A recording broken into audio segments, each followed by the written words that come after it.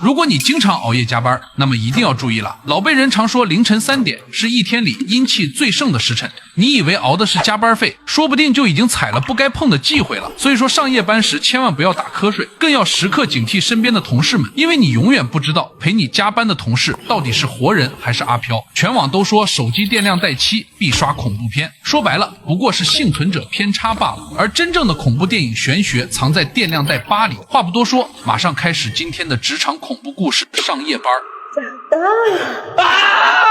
咱今天的主角叫小强，是个刚大学毕业的毛头小子，好不容易找着份会计的工作，可把他乐坏了。结果这小伙也是点子背，赶巧不巧碰上了盂兰节，也就是中元节。老辈人都说这日子鬼门大开，可不能乱说话。可小强年轻气盛，压根不信这套。结果刚走到半路，一辆货车堵在路中间，车上还搬着纸扎的玩意儿，眼看就快迟到了。小强当场就急眼了，我们要包容，忍耐。妈，不是我没有包容的心，问题是今天我这个活人第一天上班，而且还要迟到了，正见死人是不是可以让我一下？哎，Troy，不要讲这些话，没有礼貌。我只讲实话而已啊！他妈赶紧拉他说中元节人家做普渡呢，多等会儿不碍事。可小强这暴脾气根本听不进去，嘴里还不干不净的，那嘴跟没把门似的。最后气不过，直接推开车门说要步行去公司，谁也拦不住。他妈拗不过他，临走前塞给他一把香和一个护身符，千叮万嘱让他下班烧几炷香，跟鬼神赔个不是。毕竟刚刚说的那些话太不吉利了。可小强瞅着这玩意儿，觉得他妈就是事儿多，随手就塞包里了。他哪能想到就这俩不起眼的东西，关键时候还真帮了大忙。小强跟着导航往公司走，结果没走2步就感觉脚下踩了啥东西，低头一看，好家伙，踩着一堆纸钱灰了。他也没当回事，一抬头突然冒出来个保安，直勾勾的盯着他。可保安一句话让他有点摸不着头脑。宜兰师姐，速度小心。小强心里咯噔一下，硬着头皮打了个招呼，就赶紧往里走。眼看要迟到了，刚好前面有个穿红衣服的女人进了电梯，小强赶紧小跑2步跟进去，寻思省得再等下一趟。结果刚追上电梯，那红衣女人居然凭空消失了。正纳闷呢，刚才那个保安又神不知鬼不觉地出现在他身后，那脸阴沉沉的，吓得小强一哆嗦，赶紧按了电梯关门键。电梯终于到了办公楼层，小强刚走出来，旁边嗖地一下窜过一个人影，又给他吓得一激灵，还没开始干活呢，咋净整邪乎事儿？他硬着头皮走到公司门口，敲了半天门，连个人影都没有，正犯嘀咕呢，旁边又传来动静，一回头又是个保安。小强瞅着这保安心里嘀咕，这公司看着也不大，咋请了这么多保安呢？咋走到哪儿都能碰见？等他再转过头，直接吓一跳。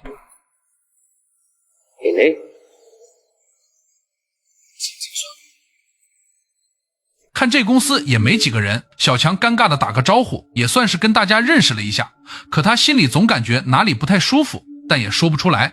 咱再回头说那个保安，他回到自己的岗位上，可诡异的是，那个进电梯的那个红衣女人就直挺挺的站在他旁边，离他也就半米远，他居然跟没看见似的，该干啥干啥。一转眼就到了晚上，小强第一天上班就被迫加班，心里虽不乐意，但也没办法，谁让公司业务忙呢？好不容易下班准备上车时，他却没看见同事阿伟走路的时候不小心踩到了路边烧的纸钱，还在那儿骂骂咧咧的。谁在这里烧东西？哎呀，弄脏我鞋子。你真的是有够水耶！反正都是钱，拿来用啊，用什么用？几个人说说笑笑的走了，丝毫没注意到那个保安在不远处死死的盯着他们，这肯定要出事儿。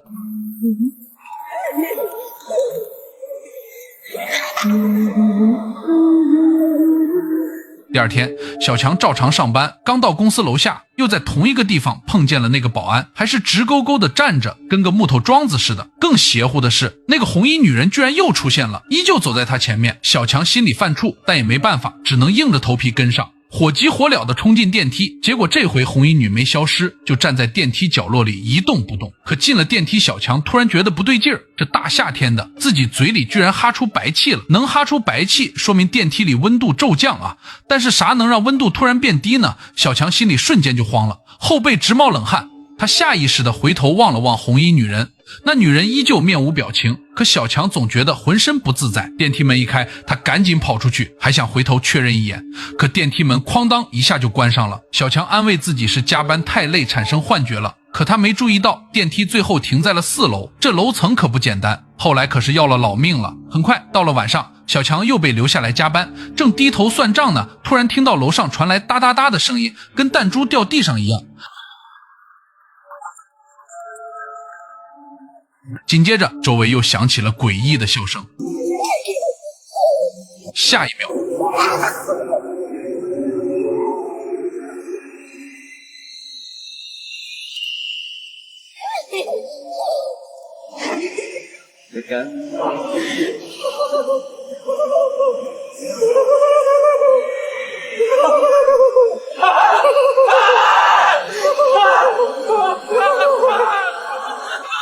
小强吓得猛地惊醒，原来是他刚才趴在桌上睡着了。这时刚好到了饭点，同事们喊他一起去吃饭，小强这才缓过神来。可他发现女同事阿玉居然不坐电梯，非要走楼梯，小强就纳闷了。你不搭电梯啊？哇，你终于讲话了！电梯这样窄，我才不想跟你前胸贴后背哦。窄？不会窄啊！今天我跟个女生一起搭电梯，空间还蛮大蛮舒服的啊。大学生哦，哎呦，要这样饥不择食可以吗？我真是看错你啊！看来我要跟那2个妹妹讲才可以。小强一听直接蒙圈了，心说不对呀，我这2天早上都跟红衣女人一起坐电梯，空间明明够用，俩人站着都不挨边，咋就窄了？就在吃饭的时候，胖子看小强一脸纳闷，就跟他讲了个公司的传闻。我跟你们说，你们千万不要跟别人说啊，就是啊，你们不觉得公司的电梯特别窄的吗？对哦，真的是很窄耶，而且有天板隔着就很奇怪。对，传说有个女人在里面自杀，然后她的血溅到到处都是，怎么擦也擦不掉，所以他们才把后面隔起来。小强一听，当时吓得是头皮发麻。胖子讲完就吃饱了，起身回去加班，小强也赶紧跟上。与此同时，瘦子没跟他们一起吃饭，正一个人在公司看足球。瘦子正看得起劲呢，突然也听到楼上传来弹珠掉落的声音。了哦，每晚都这么吵，当我是 plastic 做的是吗？这小子也是个暴脾气，不惯着这毛病，直接抄起扫把对着天花板就捅，嘴里还骂骂咧咧的。可他捅了半天，声音不仅没停，反而越来越大。就在这时候，瘦子的电话突然响了。喂，这关门给小姐进来哦。瘦子心里犯嘀咕，刚放下电话，又听到外面传来小孩的笑声。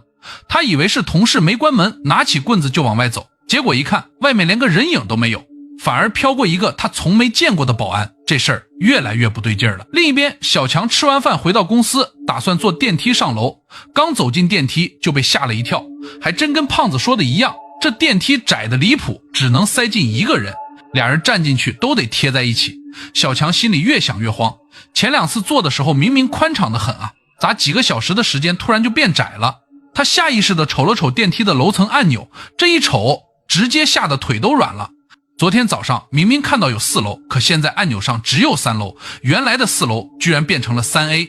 就在这时候，小强的嘴里又开始哈白气了，那股熟悉的寒意再次袭来，心底的不祥预感直冲脑门。他小心翼翼地抬头往上看，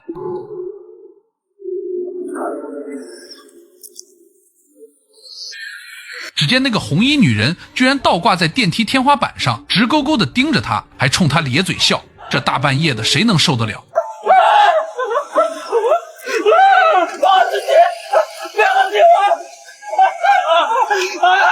小强吓得嗷一嗓子，连滚带爬的冲出电梯，鞋都差点跑丢了。冲出电梯，俩同事也闻讯赶来了。胖子一脸不屑，觉得小强是加班加傻了。走进电梯一看，里面啥都没有。我看他一直随便乱讲的，你还当真？你发神经啊？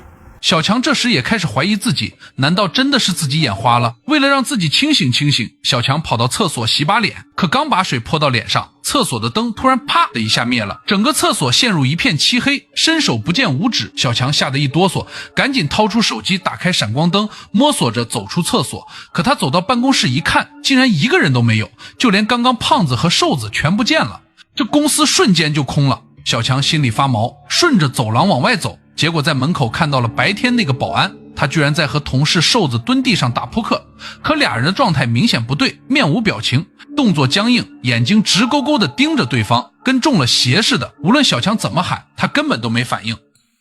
你怎么在这边赌博呢？手，赌手，我2次，再猜一个赢。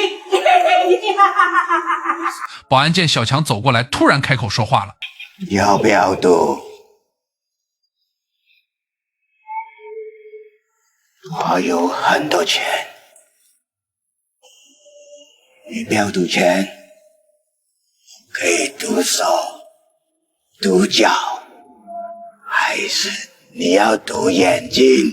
话音刚落，保安居然真的伸手把自己的眼珠子抠了下来，拿在手里把玩，小强当场裤兜子都湿了，吓得魂飞魄散，转身就往办公室跑，连头都不敢回。这时候他才彻底相信自己这是真的撞鬼了。跑到办公室，他赶紧翻找背包，想起了母亲给的护身符，不管信不信，这玩意儿现在可是他的救命稻草。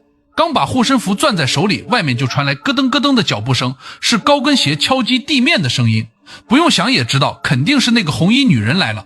小强赶紧缩在办公桌底下，死死捂着嘴巴，连大气都不敢喘。红衣女人挨个桌子找他，高跟鞋的声音越来越近，小强吓得浑身发抖，眼看都快哭了。就在他以为自己要被发现的时候，脚步声突然停了，小强松了口气，以为红衣女人走了，可下一秒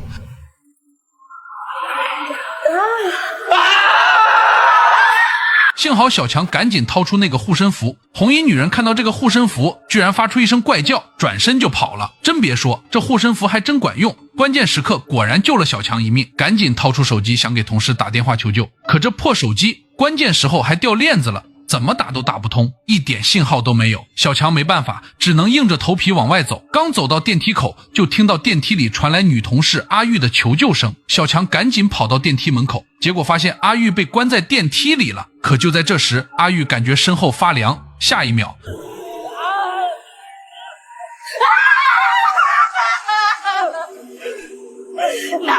我跟你讲啊，你不要过来啊，你真的不要过来啊！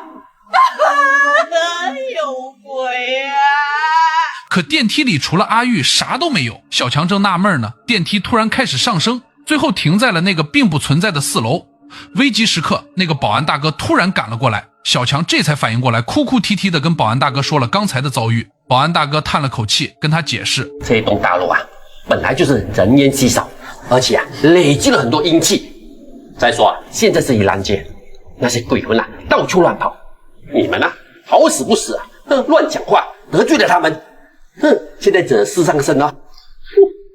说完就带着小强往4楼去。俩人来到4楼，推开门一看，不光阿玉被带过来了，胖子竟然也直挺挺地站在房间中央，眼神呆滞，跟丢了魂似的。保安大哥说他被鬼带入幻境了。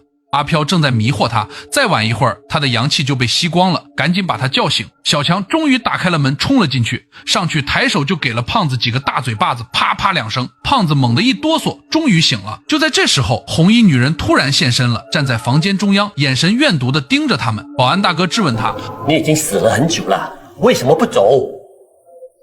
走？你的仇还没报，我是不会走的。害你的人不是他们啊！所有男人都一样，他们都想占有我，玩弄我，然后抛弃我。我是不会放过他们的。是你自己没有放过你自己，才会变成孤魂野鬼的。不要和我说教，不然我就让你的下场和他们一样。话音刚落，红衣女人轻轻一挥手，胖子和瘦子突然被一股无形的力量吊了起来，双腿在空中乱蹬，眼看就要喘不过气了。瘦子不知道啥时候冒出来的，估计是被鬼保安带上来的。小强彻底慌了神，保安大哥也是一脸无奈，只好使出他的独门绝技。看来只能出这一招了。说完，他扑通一声跪了下去，对着红衣女人疯狂求饶。壮士啊，请你饶了我们吧，请你原谅我们啊！请你，喂，下来，杰林还是谢灵人，你呀，快点跟他们道歉啊！求求你放过我们的冲动。眼看没办法了，小强这才想起母亲给的那把香，赶紧从包里掏出来，点燃后跪在地上，诚心诚意的磕头道歉。对不起啊，求求你们放过我们啊！我们今晚有礼貌，我们认识都不是，对不起，是我们的错，求求你放过。这香一烧起来，红衣女人的身影竟然开始变得透明，胖子和瘦子也扑通一声掉了下来，这下总算是安全了。原来母亲给的香和护身符都是老辈人传下来的东西，带着满满的诚意才能打动阿飘。看着红衣女人慢慢消失，小强悬着的心终于放了下来，这一劫总算是躲过去了。经历过这件事以后，公司里的人都老实了，再也不敢乱说话，也不敢对民俗传统有半点轻视。第二天，大家一起到楼下上香，诚心诚意的给被冒犯的阿飘道歉，请求对方的谅解。也就从那以后，那个红衣女人再也没有出现过，电梯也恢复了原来的宽度，4楼也变回了原来的样子，公司里再也没有发生过诡异的事情。小强也彻底变了个人，再也不是那个年少轻狂口无遮拦的毛头小子了。故事到这里也差不多结束了。其实这片子并不是要吓唬谁，而是想告诉咱要对传统习俗和未知事物有敬畏之心。俗话说得好，举头3尺有神明，做人做事留一线，说话办事要过脑子，不要口无遮拦，啥话都往外蹦。而那些民俗规矩不是封建迷信，是老祖宗留给咱的智慧，教咱谨言慎行，心存善意。好了，今天的故事就到这里啦，我是听雨，关注我，咱们下期再见，拜了个拜。